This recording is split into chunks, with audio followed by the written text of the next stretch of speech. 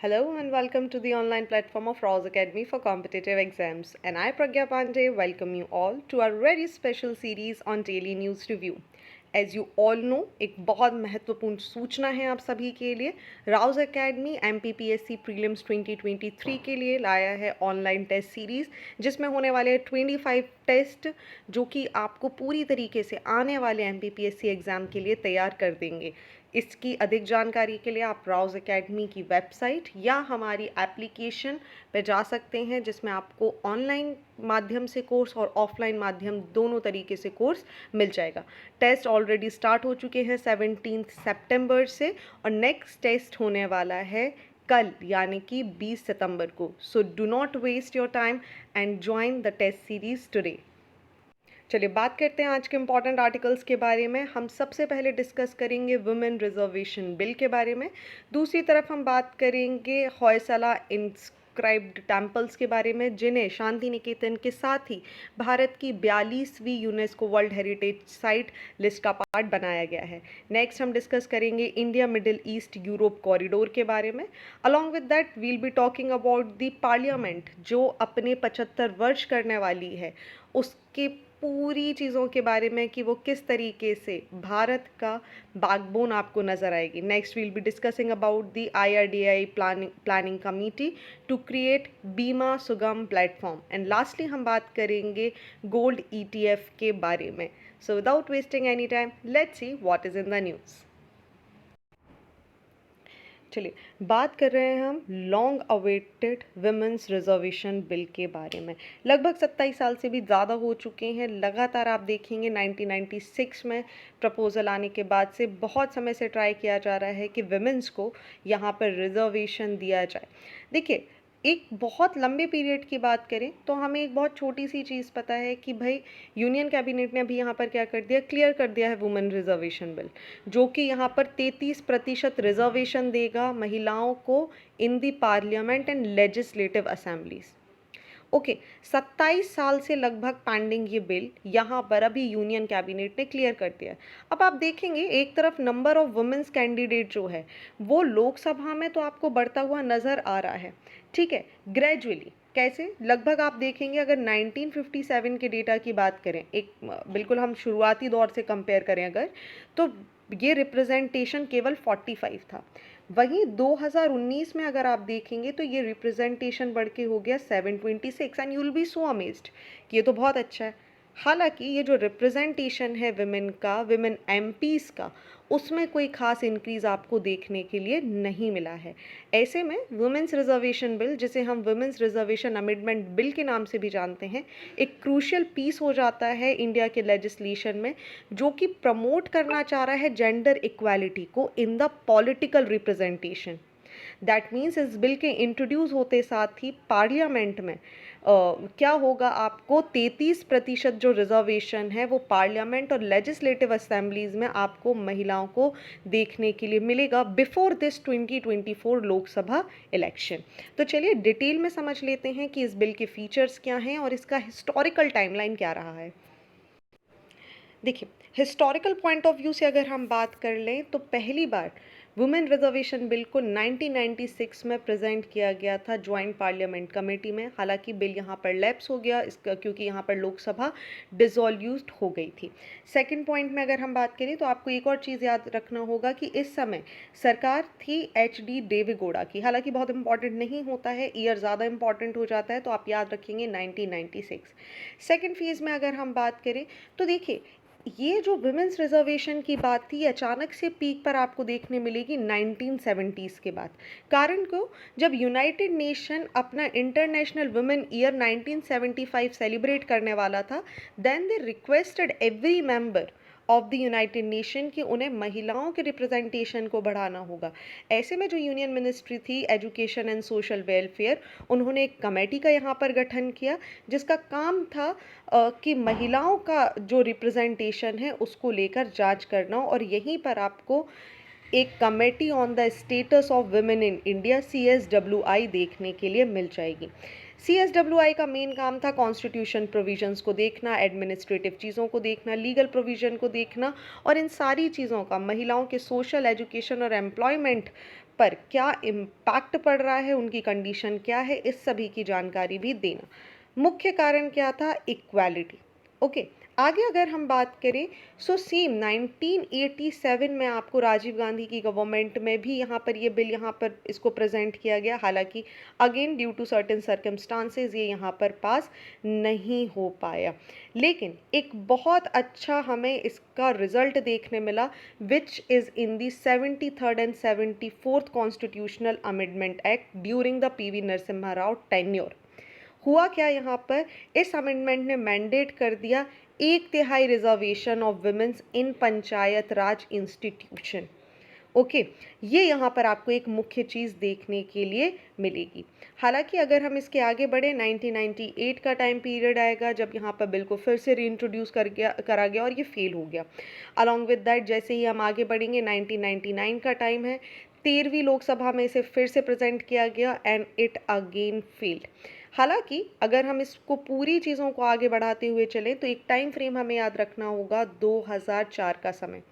2004 में जो बीजेपी 2004 में जो यूपीए गवर्नमेंट थी, यूपीए गवर्नमेंट ने यहाँ पर डिसाइड किया कि इसको इंक्लूड कर दिया जाएगा कॉमन मिनिमम प्रोग्राम के अंदर। ओके, और यहाँ पर इसे टेबल कर दिया गया। इस समय यहाँ पर ये फिर से राज्यसभा में जाकर फेल हो गया। हालांकि इसमें बहुत सारे रिकमेंडेशन दिए गए, एक कमेटी बनाई गई थी 1996 में, गीता मुखर्जी कमेटी, जिसमें इन्होंने इसमें कुछ चेंजेस की मांग भी की थी। ये वही कमेटी है जिसके अंदर आपको बहुत सारे इंपॉर्टेंट लोग जैसे सुमित्रा महाजन जैसे महान पर्सनालिटीज़ का पार्ट देखने के लिए मिलेंगे। हालांकि 2010 की अगर हम बात करें तो बिल को फिर से यहाँ पर प्रेजेंट किया गया। The bill was passed in the Rajya Sabha but यहाँ पर लोकसभा में ये फेल हो गया और ऐसे करते करते आप देखेंगे फाइनली अब यहाँ पर इस बिल को पास कर दिया गया है। अब देखिए यहाँ पर इस बिल की एक बहुत अच्छी खासियत समझिए कि इसके फीचर्स क्या हैं। देखिए एक तरफ तो ये परसेंटेज की बात कर रहा है, ठीक है, परसेंटेज की बात कहाँ पर? In both the Lok Sabha as well as in the state legislative assemblies. साथ ही एक अफर्मेटिव एक्शन है ये। अगर आप वुमेन्स को लेकर देखेंगे तो आपको एक हिस्टोरिकल जेंडर इम्बैलेंस देखने मिलेगा, बेसिकली हर क्षेत्र में देखने मिलेगा बट पॉलिटिकल रिप्रेजेंटेशन में आपको देखने मिलेगा। ऐसे में यहाँ पर जेंडर इक्वालिटी को प्रमोट करना और महिलाओं को सशक्त बनाने के लिए अपने आप में एक बहुत अच्छा उदाहरण है। अगर हम बात करें यहीं पर इस बिल के फीचर्स की तो यहाँ पर हमें कुछ कॉन्स्टिट्यूशनल अमेंडमेंट की भी बात करनी होगी। यहाँ पर आपने जैसे 73rd 74th कॉन्स्टिट्यूशनल अमेंडमेंट देखा, ऐसे ही कुछ चेंजेस हमें आगे देखने के लिए मिलेंगे। हालांकि यहाँ पर शायद ऐसा हो सकता है इसका एक टाइम पीरियड फिक्स किया जाए कि इसे 14 या 15 साल के लिए लेकर आया जाए। साथ ही यहाँ पर एक रोटेशन सिस्टम जो है सीट्स का वो भी हमें देखने के लिए मिल सकता है। फॉर एग्जाम्पल यहाँ पर जो गोल है वो एक कॉन्सेंट्रेशन, जो रिजर्व सीट का कॉन्सेंट्रेशन है उसको यहाँ पर ख़त्म करना है। ओके, सो जो पूरा का पूरा सिस्टम है वो एक कहीं ना कहीं तरीके से महिलाओं को जेंडर इक्वालिटी के लिए, पॉलिटिकल एम्पावर करने के लिए और एक सिंबॉलिक रिप्रेजेंटेशन प्रोवाइड करेगा। चलिए moving on to the next article, और हम बात करने वाले हैं कर्नाटकाज होयसाल टेम्पल्स के बारे में। बहुत इंपॉर्टेंट आर्टिकल है क्योंकि हमें पता है कि 42nd UNESCO world heritage site Bharat को मिल चुकी है, जो कि शांति निकेतन और उसके साथ हमें पता है होयसल टेम्पल्स। होयसल टेम्पल्स का जो ग्रुप है, 3 मंदिरों का ये ग्रुप होता है जिसको आप usually the sacred ensembles of the Hoysala के नाम से जानते हैं। इसको भी 42nd लिस्ट का यहाँ पर पार्ट बना लिया है। चलिए अगर हम बात करें कि आखिर पूरा का पूरा सिस्टम है क्या, क्या इम्पोर्टेंस है, सो देखिए ये जो अनाउंसमेंट है ये बहुत इंपॉर्टेंट हो जाती है क्योंकि जो वर्ल्ड हेरिटेज कमेटी है जिसको कंडक्ट किया जा रहा है रियाद सऊदी अरेबिया में, इसमें अनाउंस कर दिया गया है भारत की 2 नई यूनेस्को वर्ल्ड हेरिटेज साइट्स को। चलिए बात कर लेते हैं होयसल टेम्पल के बारे में क्योंकि कल हमने बहुत डिटेल में डिस्कस किया था शांति निकेतन को। देखिए 3 मंदिरों का एक समूह है जिसे हम होयसल टेम्पल्स के समूह के नाम से जानते हैं। 12वीं और 13वीं शताब्दी में इसको यहाँ पर बनाया गया था। बेलूर, हैलीबेड और सोमनाथपुरा, ये 3 मंदिर मिलाकर यहाँ पर आपको देखने के लिए मिलेंगे होयसल टेम्पल अब इनकी अगर हम बात करें तो मेजरली ये होयसल किंग्स ने इनको यहाँ पर बनवाया है। मेजर जो टेम्पल्स हैं ये या तो लॉर्ड शिव या लॉर्ड विष्णु के लिए डेडिकेटेड हैं। हम एक एक करके इन टेम्पल्स के बारे में बात करते हैं, लेकिन पहले आप इन तीनों के नाम जान लीजिए। पहला टेम्पल आपको देखने मिलेगा छिन्नकेशव टेम्पल, जो कि बेलूर हसन डिस्ट्रिक्ट में सिचुएटेड है। दूसरा टेम्पल आपको देखने मिलेगा होयसलेश्वर टेम्पल, जो कि हसन डिस्ट्रिक्ट में अगेन सिचुएटेड है। और तीसरा टेम्पल आपको देखने मिलेगा केशव टेम्पल। चलिए बात कर लेते हैं इन तीनों टेम्पल्स के बारे में वन बाय वन। सबसे पहले अगर हम छिन्नकेशव टेम्पल की बात करें तो ये यहाँ का मेन टेम्पल है। ठीक है, इन द कॉम्प्लेक्स, ये बेलूर यहाँ पर हसन डिस्ट्रिक्ट में सिचुएटेड है। आज की डेट में अगर हम बात करें तो ये यहाँ पर ट्रेडिशनल सेटलमेंट है। ठीक है, जो कि मड फोर्ट के आसपास बना हुआ आपको नज़र आएगा। इसकी और दूसरी खासियत के बारे में बात करें अगर हम, तो ये आपको एक नदी के किनारे देखने मिल जाएगा जिसका नाम आ जाएगा याकची रिवर। ओके, इंपॉर्टेंट है, याद रखिएगा, याकची नदी के पास आपको देखने के लिए मिलेगा। कंस्ट्रक्शन की बात करें तो इसको लगभग 1117 एडी में, ठीक है, इसको बनवाया गया था और लगभग इस टेम्पल को कंप्लीट होने में 103 सालों का समय लगा था। स्पेसिफिकली अगर हम बात करें तो ये पर्टिकुलर टेम्पल डेडिकेटेड है लॉर्ड विष्णु के लिए। ओके, एक बहुत ही ज़्यादा रिच स्कल्पचर आपको देखने के लिए मिल जाएगा।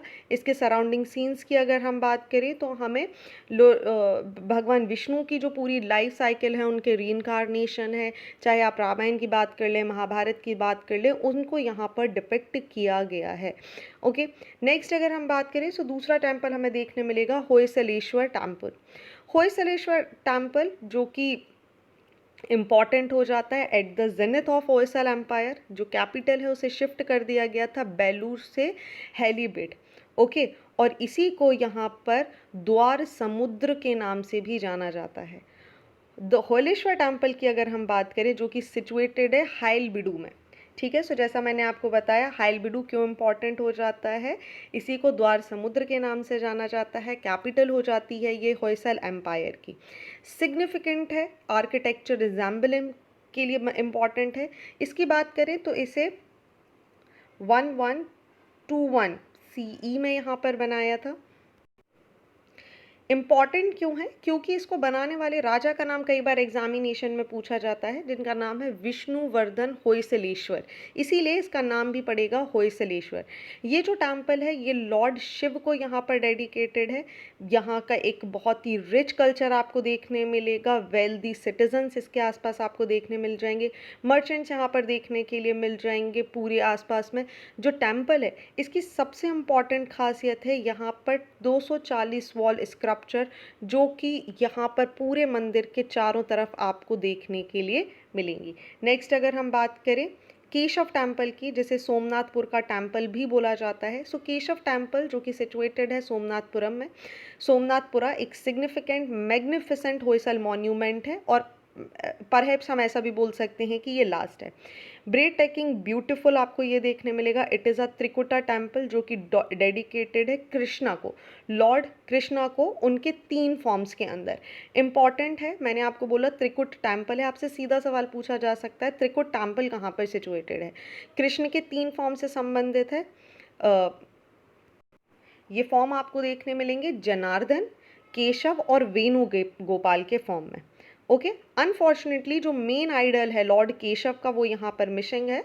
हालांकि जनार्दन और वेणुगोपाल के आइडल्स हमें यहाँ देखने मिलेंगे, बट स्टिल डैमेज। इस टेम्पल की बात करें तो ये इम्पॉर्टेंट हो जाता है आर्कियोलॉजिकल पॉइंट ऑफ व्यू से। ओके, सो आई होप यहाँ पर आपको ये सारी चीज़ें क्लियर हो चुकी होंगी। चलिए moving on to the next article. चलिए हम बात करने वाले हैं बहुत ही important India Middle East Europe economic corridor, जिसे हम यूजुअली IMEEEC के नाम से भी जानते हैं। बहुत ही महत्वपूर्ण आर्टिकल है। हम एक हिस्टोरिक ट्रेड रूट की बात कर रहे हैं जो कि कनेक्ट कर रहा है इंडिया को यूरोप से। यहाँ पर आपको डीप रूटेड सिग्निफिकेंट देखने के लिए मिलेंगे जो जिनकी शुरुआत हुई थी कॉमन एरा में। हालांकि मॉडर्न वर्ल्ड में अगर हम बात करें तो एक दूसरा ही डेवलपमेंट आपको देखने के लिए मिल रहा है। India Middle East Europe economic corridor एक इंफ्रास्ट्रक्चर डेवलपमेंट प्रोजेक्ट है जिसका मुख्य उद्देश्य कनेक्टिविटी क्रिएट करना है through rail and shipment network. Energy cables and data links यहाँ पर प्रोवाइड कराने की बात की जा रही है। अगर हम इसमें कंट्रीज़ की बात करें तो आपको सबसे पहले इंडिया देखने के लिए मिल जाएगा, फिर आपको इसमें सऊदी अरेबिया देखने मिल जाएगा, आपको यूएई देखने मिलेगा, आपको फ्रांस देखने मिल जाएगा, you will find Germany, Italy, USA and European union into it. IMEC की बात करें तो ये एक ट्रेड रूट को बूस्ट करने की बात कर रहा है, क्लीन एनर्जी को बूस्ट करने की बात कर रहा है, इकोनॉमिक ग्रोथ की बात कर रहा है, और सबसे इम्पॉर्टेंट क्या है इसकी खासियत कि ये चाइना के बेल्ट एंड रोड इनिशिएटिव का एक ऑल्टरनेटिव प्रोवाइड कर रहा है। अब देखिए ये इम्पॉर्टेंट, ये बहुत ज़्यादा कॉरिडोर इम्पॉर्टेंट हो जाता है। कारण क्यों? देखिए आज की डेट में अगर हम बात करें तो जो प्रेजेंट मैरीटाइम कॉरिडोर है बिटवीन एशिया और यूरोप, ये पूरी तरीके से डिपेंड हो जाता है स्वेज कैनाल और मेडिटेरियन शिपिंग रूट के कारण। वहीं आईएमईसी की बात करें तो यहाँ पर एक इनोवेटिव ऑल्टरेशन आपको देखने के लिए मिल जाएगा, जिसके अंदर बहुत ही मेजर पोर्ट जैसे जेएनपीटी जवाहरलाल नेहरू पोर्ट की बात करें हम, कोची, कांडला, मुंद्रा, इनको गल्फ पोर्ट जैसे जेब अली, फुजीरा, रास अल खैर, दमना, दुकम, सलाह जैसे अलग अलग पोर्ट से यहाँ पर जोड़ा जाएगा, जो कि एक शॉर्टर और बहुत ही ज़्यादा इकोनॉमिक एफिशिएंट रूट प्रोवाइड करेंगे। अलॉन्ग विद दैट अगर हम बात करें सो यहाँ पर एक ट्रांजिट रूट प्रोवाइड किया जाएगा जो कि टाइम को कम कर देगा, विच मीन्स यहाँ जो कॉरिडोर कंपोनेंट्स हैं वो ना केवल आपको इलेक्ट्रिक केबल के थ्रू देखने मिल जाएंगे, ताकि यहाँ पर जो क्लीन हाइड्रोजन पाइपलाइन है उनको बिछाया जा सकेगा, so that clean energy trade यहाँ पर किया जा सके। साथ ही यहाँ पर रेलवे लाइंस को बिछाया जाएगा जो कि जो ट्रेड है यूरोप और इंडिया में उसको 40% ज़्यादा फास्टर बना देगा और ज़्यादा सिग्निफिकेंट और इकोनॉमिकली वायबल बना देगा। अलॉन्ग विद दैट यहाँ पर हाई स्पीड डेटा केबल डाली जाएंगी, जिसके कारण जो डिजिटल इकोसिस्टम है पूरे वर्ल्ड में वो इनोवेटिव हो जाएगा, वो फास्टर हो जाएगा। रिजल्ट इनटू, देखिए आज की डेट में बिजनेस डिपेंड करता है डिजिटल वर्ल्ड पर, और जितना आपका डिजिटल इकोसिस्टम स्ट्रांग होगा उतना ही ज़्यादा बिजनेस फास्ट फॉरवर्ड होगा। सो अगर हम कॉरिडोर के कंपोनेंट्स की बात करें तो आपको 3 इंपॉर्टेंट चीज़ें याद रखनी है: railways, electricity and high speed data cables. Okay, साथ ही आईएमईसी ना केवल it's not one but two distinct corridor हैं यहाँ पर। एक तो आपको ईस्टर्न कॉरिडोर देखने मिल जाएगा जो कि इंडिया को कनेक्ट कर रहा है अरेबियन गल्फ से, और दूसरा आपको नदर्न कॉरिडोर देखने के लिए मिल जाएगा जो अरेबियन गल्फ को कनेक्ट कर रहा है यूरोप से। दैट मीन्स जो पूरा इंफ्रास्ट्रक्चर है वो बहुत ही ज़्यादा महत्वपूर्ण हो जाएगा। आगे अगर हम बात करें तो इंडिया के लिए इसके बहुत ज़्यादा बेनिफिट हैं। इंडिया एक इम्प्रेसिव कनेक्टिविटी इंफ्रास्ट्रक्चर की बात कर रहा है, साथ ही इंडिया आज के समय में सबसे ज़्यादा सफ़र कर रहा है चाइना के बेल्ट रोड इनिशिएटिव्स में। ऐसे में इस कॉरिडोर का बनना एक काउंटर अटैक या काउंटर स्ट्रैटेजी यहाँ इंडिया के लिए प्रोवाइड करेगा। दूसरे बेनिफिट की अगर हम बात करें, इसकी वजह से फूड सिक्योरिटी आपको बढ़ी हुई देखने मिलेगी, regional supply chain management fast हो जाएगी, ट्रेड एक्सेसिबल हो जाएगा, जो कॉमर्स है, इकोनॉमिक और कॉमर्स है वो वायबल हो जाएगा। अलॉन्ग विद दैट आपको जॉब क्रिएशंस देखने मिल जाएंगे, ग्रीन हाउस गैस एमिशन यहाँ पर कम होगा, हम एक सस्टेनेबल एनर्जी की तरफ मूव करेंगे। साथ ही जो क्रॉस बॉर्डर शिपमेंट्स हैं और जो रेल ट्रांसिट नेटवर्क है, कनेक्टिविटी इंक्रीज हो जाएगी, जिसकी वजह से इंडिया के जो अलग अलग देशों के साथ बायलैटरल ट्रेड रिलेशन है वो भी एनहांस हो जाएंगे। अलॉन्ग विद दैट जैसा मैंने आपको बताया, एक डिजिटल कम्युनिकेशन के साथ ये एक चाइना के बेल्ट रोड इनिशिएटिव के अगेंस्ट इंडिया के लिए जियोपॉलिटिकल वे में बहुत ज़्यादा जियोग्राफिकल एडवांटेज प्रोवाइड कर रहा है। Okay, so with this particular image I guess आपको बहुत अच्छे से क्लियर हो जाएगा कि किस तरीके से आईएमईसी यहाँ पर काम करने वाला है। चलिए बात करते हैं बहुत ही इम्पॉर्टेंट टॉपिक के बारे में।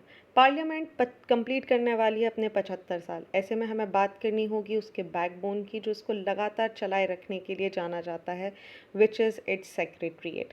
75 साल की लॉन्ग जर्नी इंडियन पार्लियामेंट यहाँ पर कंप्लीट कर रही है। ऐसे में ना केवल उसके मेंबर बल्कि लेजिस्लेटिव प्रोसेस के लिए इसमें इन्वॉल्व होते हैं, बल्कि जितना भी डिलिजेंट वर्क है जो हमें देखने के लिए मिलता है उसमें पार्लियामेंट सेक्रेटरीट्स का इम्पॉर्टेंस रोल होता है।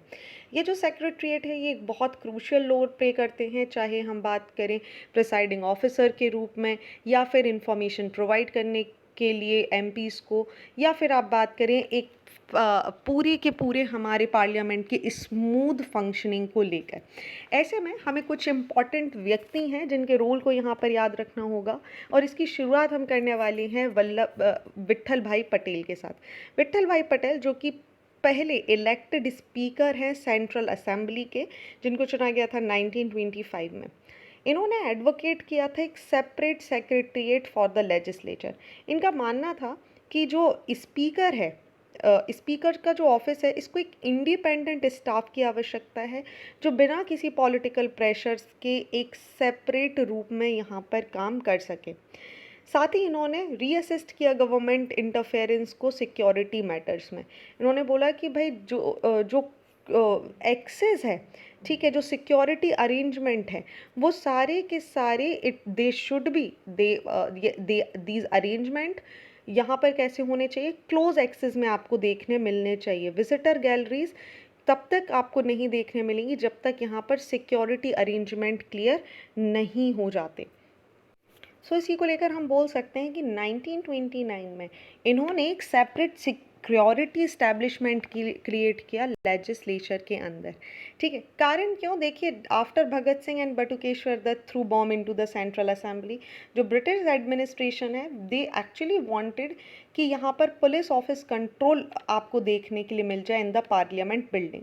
बट जो विट्ठल भाई पटेल हैं, इनका मानना था कि असेंबली की जो प्रेजेंस है, it should come under the speakers authority, and he shut access to the visitor gallery until the government agrees to place security arrangement under the speaker control. So ये कुछ important role हमें देखने मिले विट्ठल भाई पटेल के बारे में, जो कि 1925 के पहले इलेक्टेड स्पीकर बने थे। उस समय एक्चुअली जो स्पीकर हैं उन्हें प्रेसिडेंट के नाम से जाना जाता था। दूसरा, अगर हम यहाँ पर बात करें तो हमें एक और इम्पॉर्टेंट इंसिडेंट देखना होगा, इमरजेंस ऑफ स्पेशलाइज्ड स्टाफ। देखिए, जैसे ही पार्लियामेंट का रोल यहाँ पर बढ़ने लगा, हमें एक स्पेशलाइज्ड पार्लियामेंट स्टाफ की आवश्यकता भी देखने के लिए मिल गई।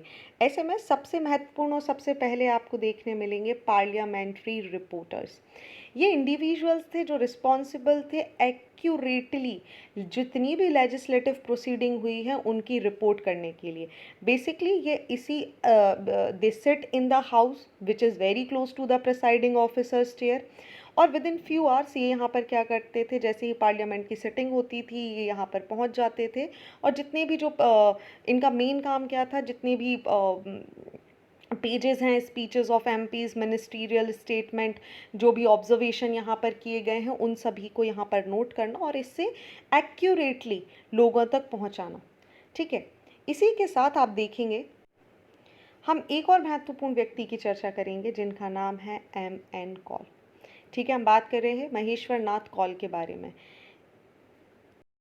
महेश्वर नाथ कौल, जिन्होंने लेजिस्लेटिव असेंबली ऑफिस को 1937 में ज्वाइन किया, ये एक बहुत ही इम्पॉर्टेंट रोल प्ले करेंगे in professionalising the parliament secretariat. Basically what he did, he created a parliamentary research and reference services to provide MPs with information for discussion on bills and other subjects। साथ ही इन्होंने advocate किया कि एक separate building होनी चाहिए for the secretariat, library, committee and MPs, जहाँ पर ये जो जितने भी डिस्कशंस हैं इनको कंडक्ट किया जा सके। Okay, and basically Maheshwar Nath Kaul, a lawyer, basically जो 1937 में लेजिस्लेटिव असेंबली को ज्वाइन करेंगे, और ग्रेजुअली आप देखेंगे ये सेक्रेटरी ऑफ कॉन्स्टिट्यूएंट असेंबली के पोस्ट पर आपको देखने के लिए मिल जाएंगे। इसी के साथ हम बात करने वाले हैं 1964 के उस दौर की जब इंटरप्रिटेटर की आवश्यकता हुई। देखिए, भारत बहुभाषी देश है, अलग अलग प्रकार की भाषाएं बोली जाती हैं। ऐसे में हिंदी इंग्लिश का रियल टाइम इंटरप्रिटेशन बहुत महत्वपूर्ण हो जाता है when it comes to parliamentary proceeding. 1964 में इस चीज़ को समझा गया, और सेक्रेटरीट में अगर आज की डेट में आप देखेंगे तो 22 लैंग्वेज के इंटरप्रिटेटर आपको देखने मिलेंगे जो कि प्रोफिशिएंट होते हैं vocabulary, grammar, language, literature, idioms and humours में इन एवरी रिस्पेक्टिव लैंग्वेज। आगे अगर हम बात करें 1974, एक कमेटी ऑफ MP यहाँ पर बनाई गई जिसने रिकमेंड किया कि लोकसभा और राज्यसभा के सेक्रेटरीट को 11 फंक्शनल एरियाज़ में स्ट्रक्चर करने की आवश्यकता है। ये जो सेक्रेटरीट हैं, now they have approximately 2200 offices in Lok Sabha and 1500 इन राज्यसभा। आगे अगर हम बात करें सो यहाँ पर एक और नया रूल हमें देखने मिला which is the secretary general. दो secretary general, one for Lok Sabha and one for Rajya Sabha यहाँ पर बनाए जाने लगे। ये यहाँ पर काम करेंगे जो प्रिसाइडिंग ऑफिसर्स होते हैं उनको एड और एडवाइस देने के लिए। इनका एक डुअल रोल होगा, एक एडवाइज़र के रूप में और दूसरा एक एडमिनिस्ट्रेटर के रूप में आपको देखने के लिए मिलेगा।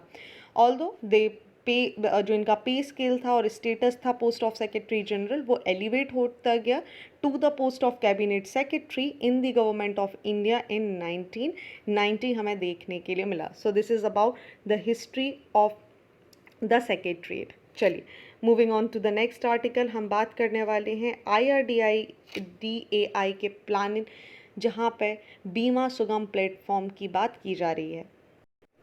देखिए, insurance regulator and development authority which is the IRDAI इन्होंने इस्टेब्लिश कर दी है एक स्टीयरिंग कमेटी अपने बीमा सुगम प्लेटफॉर्म के लिए।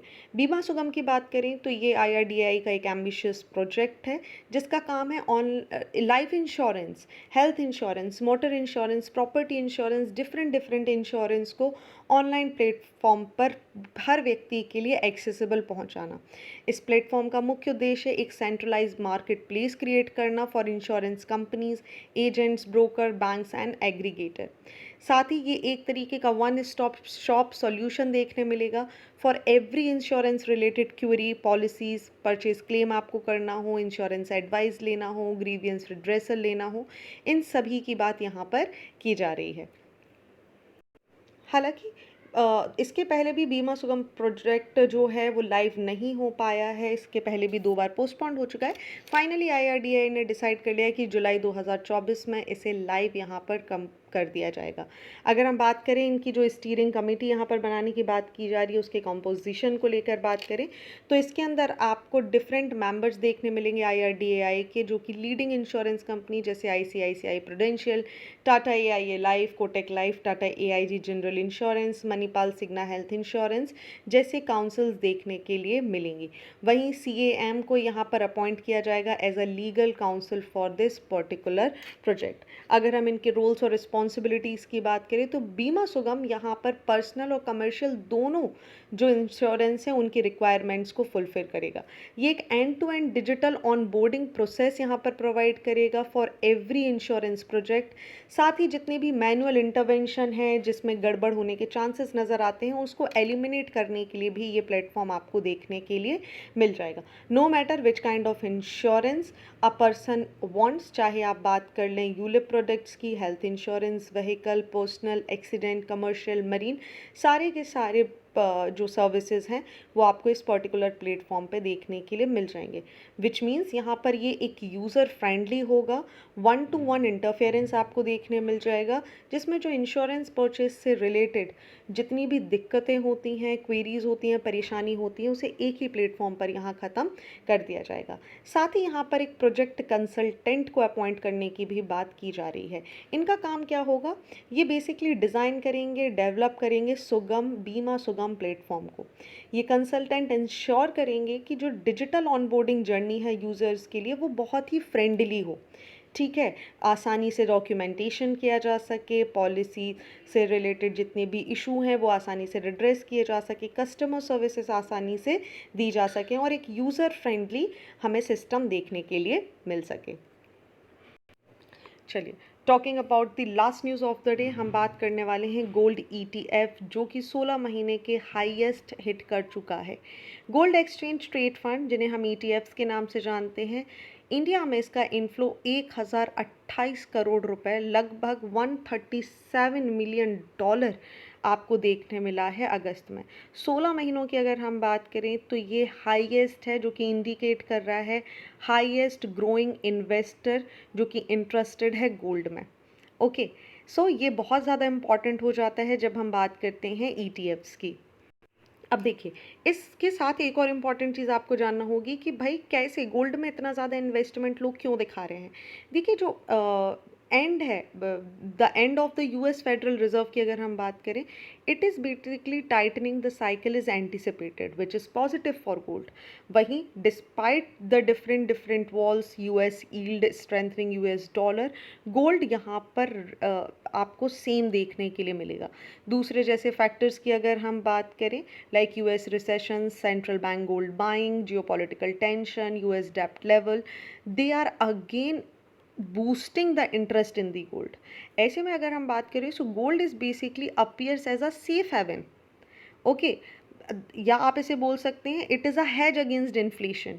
सो जो कि एक्सपेक्ट किया जाता है कि जैसे जैसे इंटरेस्ट बढ़ता जाएगा वैसे वैसे आपको एक इकोनॉमिक ग्रोथ के साथ गोल्ड के प्राइस समय समय पर बढ़ते हुए ही देखने के लिए मिलेंगे। That is why if you will see, तो गोल्ड यहाँ पर आपको हमेशा ज़्यादा देखने के लिए मिलेगा।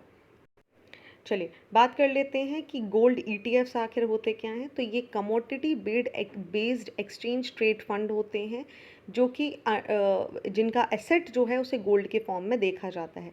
बेसिकली बात करें तो ये एक पैसिव इन्वेस्टमेंट इंस्ट्रूमेंट है जो कि बेसिकली गोल्ड के प्राइस पर या गोल्ड के बुलियन के प्राइस पर यहाँ पर डिपेंड करते हैं। गोल्ड ईटीएफ्स एक तरीके की यूनिट होती हैं जो कि फिजिकल गोल्ड को रिप्रेजेंट करती हैं, which may be in paper और it is in the dematerialised form also. अगर हम ऐसे बात करें तो 1 gold ETF unit is basically equal to 1 gram of gold and it is backed by physical gold of very high purity. ऐसे में gold ETF जो है वो कंबाइन है flexibility of stock investment and the simplicity of gold investment. Okay, so यहाँ पर जो ETF हैं ये बहुत ज़्यादा इम्पॉर्टेंट हो जाते हैं। किसी भी चीज़ के आगे आपको ETF देखने के लिए मिल जाएगा। सो एक और चीज़ समझ लीजिए, आखिर ETF होते क्या हैं, एक्सचेंज ट्रेडेड फंड होते क्या हैं। ETF की अगर हम बात करें तो ये कलेक्शन है इन्वेस्टमेंट का, जैसे इक्विटीज़ या बॉन्ड्स। बेसिकली एक तरीके की बास्केट ऑफ सिक्योरिटी है जिसमें आपको ट्रेड या एक्सचेंज देखने मिलता है, like a stock does. ETF share prices fluctuate होते हैं पूरे दिन भर में, और as the ETF is bought and sold which is different from the mutual funds which only trade once in a day after the market is close. ETF में यहाँ पर हर तरीके का इन्वेस्टमेंट आपको देखने के लिए मिल जाएगा, चाहे आप स्टॉक की बात करें, कमोडिटीज़ की बात करें या बॉन्ड्स की बात करें। Okay, in fact they have very cheaper fees than the other types of fund, that is why they are very famous in the market. So ये थे आज के important article. I hope आपको सारी चीज़ें clear हो चुकी होंगी। Talking about the mains question of the day, here are 2 very important questions for your mains practice. आप इनके आंसर लिखकर हमारी वेबसाइट rousacademy.in पर जाकर just write your answer, click the photograph and upload it. We will see and we will tell you कि आप कहाँ पर मिस्टेक कर रहे हैं, या आपका आंसर अगर बहुत अच्छा हुआ तो we will pin it on our comment section too. So thank you for watching this video. Do not forget to hit like button, comment your valuable feedback, and also press the subscribe button to never miss any updates. Thank you and see you tomorrow.